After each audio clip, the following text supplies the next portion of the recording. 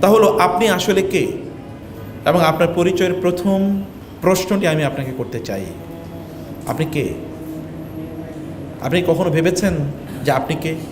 কোরআনে নিশ্চয়ই এর ব্যাপারে আছে, হাদিসে আছে, এবং নিশ্চয়ই আমরা যদি এই প্রশ্ন নিজেদেরকে করি তাহলে এই প্রশ্নের উত্তর আমরা পাব, কিন্তু এই প্রশ্ন তো করি না, এই প্রশ্ন তো করি না। আপনি যদি এখনও দেখেন, সাইকোলজিতে বলা হয় কোনো মানুষ যদি কোনোভাবে তার পরিচয় জানতে পারে যে তিনি কে, তিনি কেন, এর যদি তিনি জানেন, তাইলে এই মানুষকে আপনি ঠেকিয়ে রাখতে পারবেন না। আমাদের প্রবলেম, আমরা হাউ এর পেছনে ঘুরি, হোয়াই এর পেছনে ঘুরি না। আপনি জানেন হোয়াই কতটা শক্তিশালী? আপনি দেখবেন হোয়াইয়ের উপর মোটিভেশনাল প্রচুর পরিমাণ বই তৈরি হয়েছে বাজারে। হোয়াই ইজ ইম্পর্ট্যান্ট, কেন, কেন গুরুত্বপূর্ণ, কেন ইজ ভেরি ইম্পর্ট্যান্ট। যেমন কোরআনে আল্লাহ তাআলা সেই উত্তর দিয়েছেন, ওমা খালাকতুল জিন্না ওয়াল ইনসা ইল্লা লিয়াবুদুন। আল্লাহ, তুমি আমারে কেন বানাইছো? আমি তোমাকে বানিয়েছি আমার ইবাদত করার জন্য। আল্লাহ, তুমি আমাকে কেন সৃষ্টি করেছো? আমি তোমাকে সৃষ্টি করেছি তোমাকে আমি পরীক্ষা করব, কারণ আমি তোমার জন্য জান্নাত তৈরি করে রেখেছি, সেখানে তুমি আসার জন্য কোয়ালিফাই করো কি করো না, আমি সেই জন্য তোমাকে তৈরি করেছি। সো নিজকে জিজ্ঞেস করো তো, আমি কে? Who am I? আমি কে? আপনি কি শুধুমাত্র কিছু ডিগ্রি এর নাম, কিছু সার্টিফিকেটের নাম, কিছু স্কিলের নাম? কেবল কি আপনি কয়েকটা বিজনেসের নাম, নাকি আপনি একটা ফেসবুকের নাম, নাকি একটা ইউটিউব চ্যানেলের নাম? আমরা তো এখন পরিচয় দেখি ওই যে ওই ফেসবুকের ওই যে ওই ব্র্যান্ডের আমি। তো আপনি কি এখন ওই ব্র্যান্ড, নাকি আপনার অন্য কোনো কিছু আছে, অন্য কোনো আইডেন্টিটি আপনার আছে? আপনাকে মনে রাখা দরকার, আমরা কিন্তু একটা জীবন, একটা অনন্ত জীবনের নিরন্তর ট্রাভেলার, অনন্ত জীবনের দিকে আমরা এগিয়ে যাচ্ছি, এবং সেই জীবনে আমার আইডেন্টিটি কেবলমাত্র আমার কাজে লাগবে।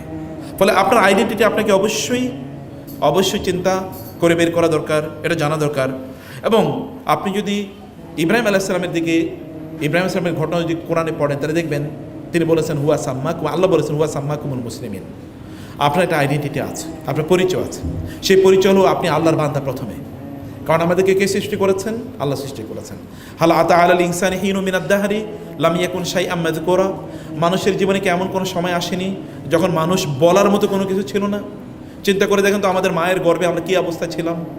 আচ্ছা, মায়ের গর্ভে ওই অবস্থায় যাওয়ার পূর্বে আমরা কি অবস্থায় ছিলাম? তার আগে, এমনকি আপনারা যারা এখনো বিয়ে করেন নাই, আপনাদের সন্তানরা কই?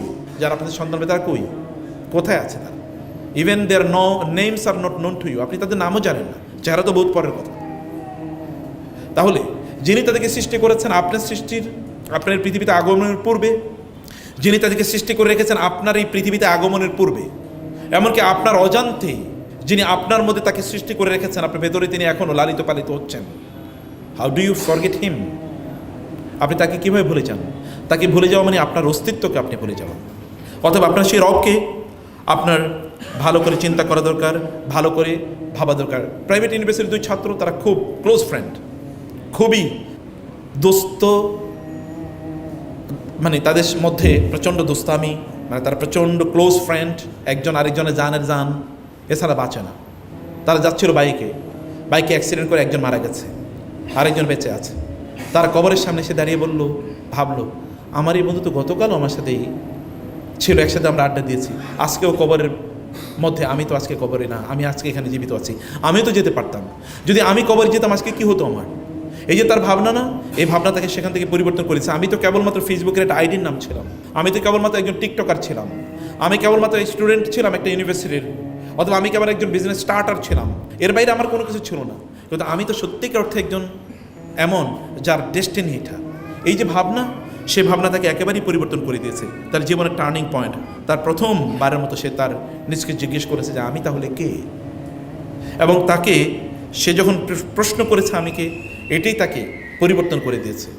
হাসান বসরি রহমাতুল্লাহ সে কথাই বলেছেন, হে মানুষ, তুমি তো কেবলমাত্র কয়েকটা দিনের সমষ্টি, এর বাইরে কিছু না।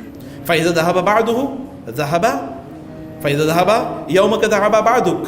যখন তোমার একদিন চলে যায়, তখন তোমার জীবনের একটা অংশ চলে যায়।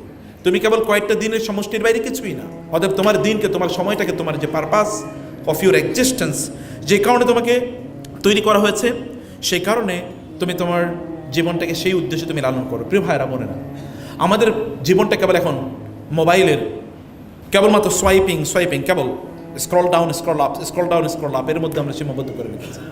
কেবল কিছু টিকটকের মধ্যে, কিছু রিলসের মধ্যে, কিছু শর্টসের মধ্যে সীমাবদ্ধ করে রেখেছি, এবং আমাদের জীবন এর আইডেন্টিটি এর বাইরে কোনো কিছুই না।